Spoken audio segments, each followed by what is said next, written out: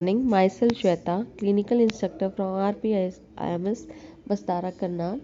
आज last YouTube video में हमने डिस्कस करे थे इनर ईयर मिडल ईयर के पार्ट्स, जिसमें हमने डिस्कस किए थे bones of the inner middle ear, sorry, that is जिन्हें हम ऑडिटरी ऑसिकल्स कहते हैं। ये ऑसिकल्स है, एक तरीके के बोन स्ट्रक्चर्स है जो कि हमारी ऑडिटरी फंक्शन, हियरिंग फंक्शन में हेल्प करते हैं। इसमें मेनली 3 बोन्स आपकी होती हैं, मेलस, इनकस एंड स्टेप्स।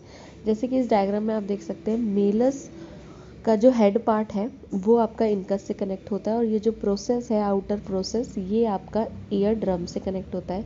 यहाँ से ईयर ड्रम से वाइब्रेशंस ट्रांसफ़र करता है इनकस में, और ये इनकस आपका, इनकस की जो टेल होती है वो कनेक्ट होती है स्टेप्स बोन में। और स्टेप्स बोन की एक प्रॉपर्टी है, ये सबसे ज़्यादा स्मॉलेस्ट आपका बोन है और सबसे लाइटेस्ट बोन है।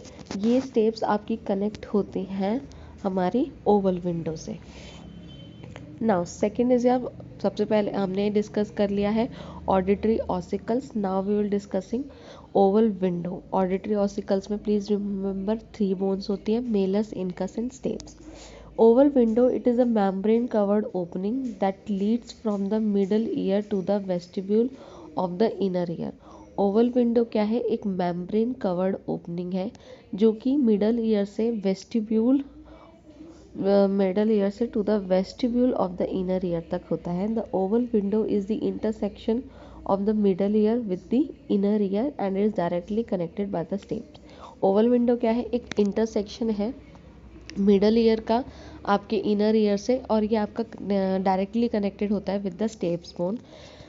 By the time vibrations reach the oval window, they have been amplified over 100 times from what they were when they were contacted the tympanic membrane. क्या प्रॉपर्टी है मिडल ईयर की कि middle ear से जब आपकी bones, middle ear से जो sound waves connect होती हैं, वो उनकी वाइब्रेशंस को, जो आपका मिडल ईयर है, वो 10 टाइम्स एम्पलीफाइड करता है जब तक वो ओवल विंडो पे पहुंचती हैं। जैसे कि आप डायग्राम में as you can see oval window. Now, eustachian tube. The middle ear is an air-filled space, as we all know. It consists of both bone, आपकी मिडल ईयर में बोन्स भी होती हैं, एंड एक हाइलिन कार्टिलेज आपकी body में, हमारी human body में मेनली प्रेजेंट होता है, वो भी प्रेजेंट होता है। This runs from the middle ear to the nasopharynx behind the nose. कहाँ स्टेशन ट्यूब का अगर position someone ask you the position, तो आपकी inner eustachian tube middle ear से टू द नेजोफेरिंग्स तक होती है, behind the nose. It is normally closed at the pharyngeal end पे क्लोज होती है। ड्यूरिंग सॉलोइंग, च्यूइंग एंड यॉनिंग, ये तभी, इन्हीं, जब आप सॉलो करते हो या कुछ च्यू करते हो या यॉन करते हो, तभी ये ओपन होती है। It helps in maintaining equal air pressure on 2 sides of the ear drum.